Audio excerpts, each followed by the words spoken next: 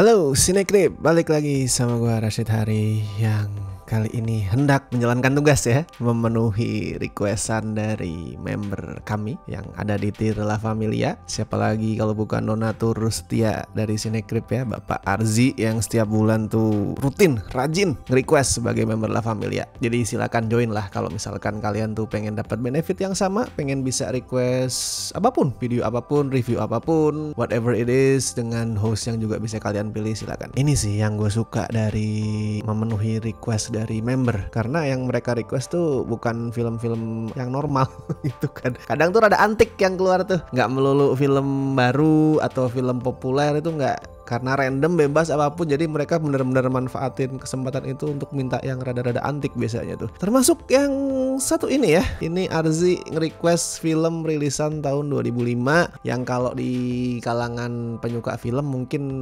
akan kedengeran asing kayaknya ya. Lebih familiar di kuping gamers gua rasa ini film. Yaitu ada Final Fantasy VII Advent Children, yang secara cerita ini bisa dibilang adalah sequel ya buat game Final Fantasy VII FF7 yang ada di PS1 dulu yang ori. Itu emang game legend sih. Even buat non-gamers gue yakin kalian akan familiar ya sama game Final Fantasy. Apalagi yang ketujuh nih, buat orang yang awam tuh, Final Fantasy 7 pernah denger, even mungkin pernah ngeliat visualnya walaupun mungkin belum pernah mainin. Terus tahu protagonisnya itu bentuknya kayak gimana walaupun nggak tahu mungkin namanya itu Cloud, tapi mungkin ngerti gitu. Oh, yang rambutnya kuning itu pedangnya gede, tahu pasti. Tapi kalau ditanya FF1 sampai FF6 gitu, nggak tahu tuh. FF berikutnya nggak tahu, tapi FF7 tahu, pasti tahu. Saking legendnya FF7 nih, saking larisnya, yang BTW itu sampai sekarang udah kejual sekitar 15 juta keping kalau nggak salah ya di seluruh dunia. Saking populernya itu, expansionnya emang jadi banyak. Ada buku, terus ada game spin-off-nya juga. Film ada 2 loh bahkan. Selain Advent Children ini masih ada Last Order. Jadi expansionnya emang banyak guys. Kalau game beberapa sih ada ya, spin-off, remake gitu. Gue nggak hafal keseluruhannya apa, tapi ada beberapa. Gue pernah mainin itu tuh Dirge of Cerberus yang di PS2, yang bukan RPG turn based. Di situ mainin Vincent tapi bukan mainin Cloud. Cuman kalau yang gue inget sih, gue agak lupa, tapi kayaknya gue nggak terlalu berkesan. Itu game kayak cuman beberapa hari, beberapa minggu doang gue mainin, terus adalah monoton. Seingat gue sih seperti itu ya, gue nggak tahu. Nah itu gue cuman pernah mainin 2 sebenarnya game Final Fantasy, FF7 yang ori sama Dirge of Cerberus. Nah tapi yang di request sama Arzi kali ini bukan versi Advent Children yang asli, dia request yang versi complete. Jadi simpelnya gini dah, Advent Children film itu kan rilis tahun 2005. Nah terus kemudian sekitar 4 tahun berselang tuh, tahun 2009 rilis versi complete. Bedanya apa? Ya beda di visual yang jelas. Visualnya itu di upgrade, ada sekitar 1000-an scene lah yang direvisi, yang dibagusin visualnya. Terus ada juga tambahan durasi sekitar 26 menit. Nggak tahu detailnya sebenarnya tambahan scene-nya di mana, karena gue belum nonton dua-duanya ya. Gue belum nonton yang komplit sebelum di request sama Arzi, belum nonton juga yang asli yang 2005. Jadi gue nggak bisa compare di sini. Emang visualnya jauh lebih bagus atau gimana, gue nggak bisa compare. Gue belum nonton dua-duanya karena gue emang bukan fans Final Fantasy. Ya kayak tadi gue bilang ya, gue cuman mainin tuh 2 game aja, yang FF7 sama Cerberus. Cerberus aja cuman paling berapa persen lah, itu nggak nyampe 50%. Dan gue nggak ngikutin game-game yang berikutnya karena gue bukan penyuka game turn based. Sorry ya buat yang fans, karena gue ngerasa turn based tuh kayak, aduh lu berantem aja ngapain nunggu-nunggu sih. Lu bisa menganggap review ini adalah review dari orang awam ya, bukan fans, bukan seorang yang edik sama dunia Final Fantasy. Ini review dari orang awam. Pertanyaannya kan gini, apakah non fans bisa enjoy nonton Advent Children? Ya gue jawab bisa sebenarnya. Lu sama sekali asing nih sama dunia Final Fantasy, bisa sebenarnya lu enjoy selama lu tahan ngelewatin sejam pertamanya. Itu rintangan terbesar nonton Advent Children, terutama buat orang yang nggak ngerti Final Fantasy, itu adalah sejam pertamanya. Berat banget itu. Ini kan settingnya adalah 2 tahun setelah ending FF7 ya, yang asli ya. Jadi lo akan sering denger nama-nama atau istilah-istilah atau peristiwa-peristiwa yang di-mention soal FF7, tapi nggak akan dijelasin detailnya gimana. Ya ada mungkin penjelasan sedikit-sedikit, tapi nggak yang sampai detail disuapin banget yang bikin penonton awam tuh akan ngerti, oh ini maksudnya ini, enggak. Lu mesti menyimpulkan sendiri, mengaitkan sendiri, atau nonton sambil googling gitu untuk bisa ngerti sejam pertamanya. Tapi akan coba gua rangkum secara singkat deh. Jadi misalkan mungkin ada yang masih bingung, yang nggak tahu FF, akan dapat gambaran sedikit dari sini. Intinya gini, di ending FF7 kan si Cloud jagoannya itu berhasil ngalahin Sephiroth ya. Tapi ternyata di sini di reveal kalau spiritnya Sephiroth tuh masih tersisa, dan spirit itu bermanifestasi jadi 3 orang yang namanya Kadach, Lohse, sama Yazu. Ya, I know, nggak make sense ya. Ada antagonis udah mati tuh, tubuhnya udah nggak ada, tapi spiritnya masih tersisa dan spirit itu berubah jadi manusia. I know, nggak make sense memang. Tapi buat bisa enjoy sama film ini lu harus bisa menerima ketidak make sense-an seperti itu. Nah, pertanyaannya apa tujuan 3 antagonis tadi? Jadi mereka itu nyari sisa-sisa dari Jenova. Siapa Jenova? Intinya dia alien lah. Alien yang dulu DNA-nya itu dipakai buat bereksperimen untuk melahirkan si antagonis Sephiroth. Dan 3 karakter tadi ya, si Kadach, Lohse, sama Yazu itu pengen berusaha mendapatkan sisa senyawanya Jenova buat ngebangkitin Sephiroth. Intinya gitulah.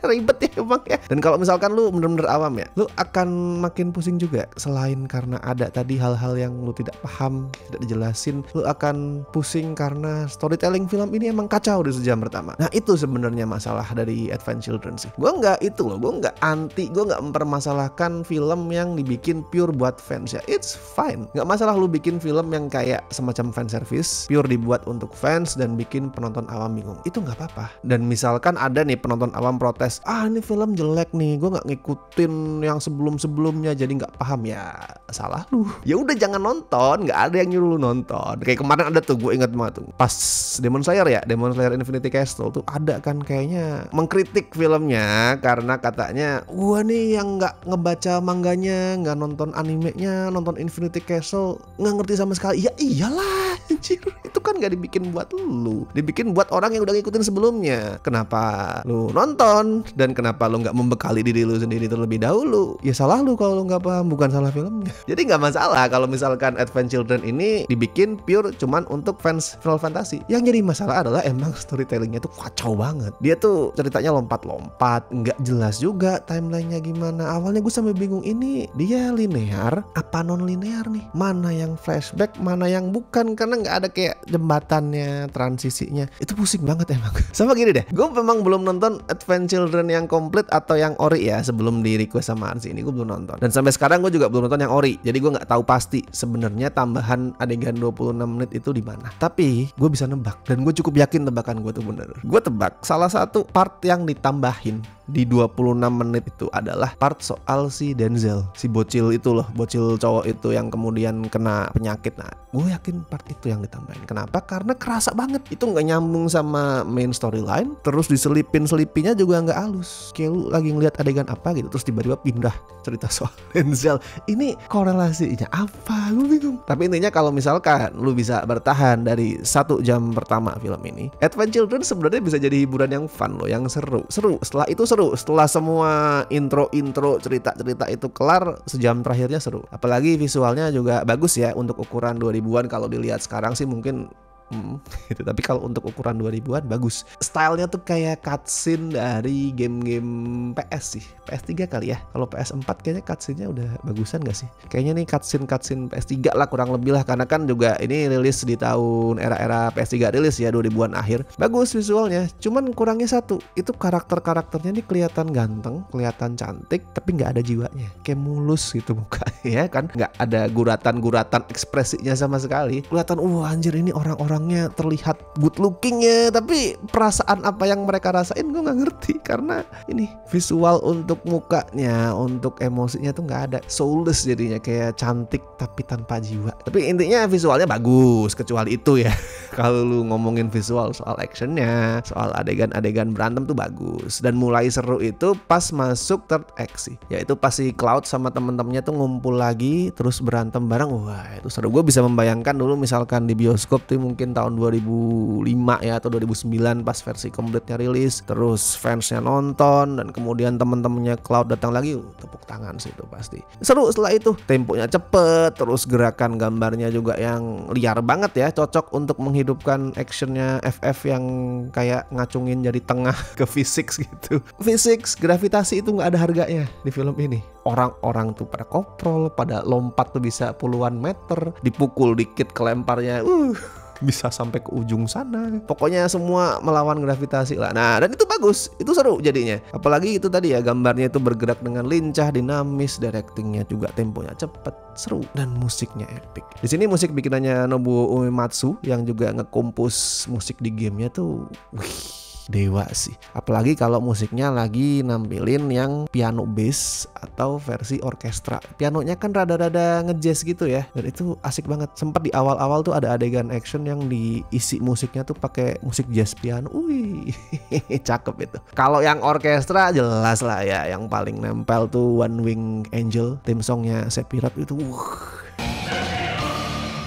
Ya overall actionnya seru lah, cuman tetap rada kepanjangan sih buat gue ya. Itu third act-nya hampir sejam loh kayaknya. Bener-bener ini film tuh kayak ngebagi durasinya jadi dua. Sejam pertama buat bercerita tuh, buat tetek bengek whatever it is soal ceritanya, soal Jenova dan lain-lain. Sejam terakhir buat action. Wah, itu panjang banget. Bisa lah dipangkas sedikit, misalkan 45 menit atau setengah jam gitu udah cukup kayaknya. Nah, sama gue juga risih sama itu tuh, pemakaian Deus Ex Machina di film ini. Sebenarnya tipikal shonen sih, gue nyebut shonen karena kan ini Jepang ya, jadi pasti masih pakai formula yang mirip-mirip lah. Tipikal shonen, protagonisnya itu kalah tuh, udah berantem, terus kemudian dia ngebayangin loved ones dia yang udah mati, dan out of nowhere dia dapat power boost. Kalau itu kejadiannya berulang-ulang dan di setiap adegan gawat tuh, adegan yang berantem yang udah terpojok banget, selalu pakai Deus Ex Machina kayak gitu. Karakternya harus mendadak selalu jadi indigo yang bisa berkomunikasi sama orang mati. Kalau gitu berkali-kali kok kayak jadi kelihatan curang filmnya. Dan dia juga jadi bikin si protagonisnya Cloud tuh kayak kurang capable gitu. Kayak dia nggak bisa ngapa-ngapain kalau misalkan dia nggak didatengin sama arwah orang tercinta dia.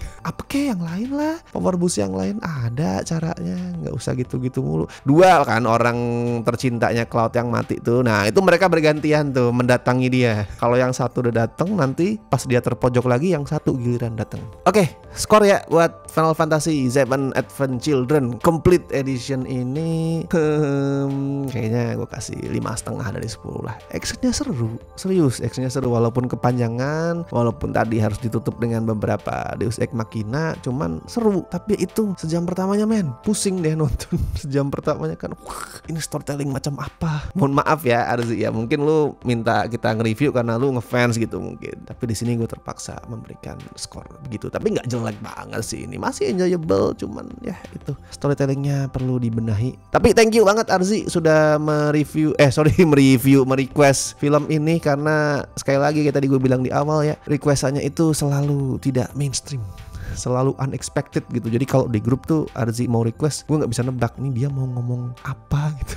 Kayak yang next nih, gue kasih kisi-kisi ya. Next ya nih Air Bulan, dia request apa coba? Dia request Kiamat Sudah Dekat. Gue nggak tahu itu nonton di mana nanti. Kiamat Sudah Dekat versi film ya, bukan versi sinetron kayaknya tuh. Ini gue mesti nonton di mana? Dan buat teman-teman yang juga pengen review film-film atau mungkin series juga bisa ya, series-series ajaib yang tidak akan direview di Cinecrip normalnya, silakan join membership di tier yang La Familia ya. Dan thank you banget juga buat teman-teman yang masih setia join sampai hari ini. Tier Besti, tier La Familia, tier Sobat, walaupun nggak gue perlihatkan sosok-sosoknya di sini juga sangat terima kasih. Oke, gue Rashid Haris, sampai ketemu di review-review berikutnya.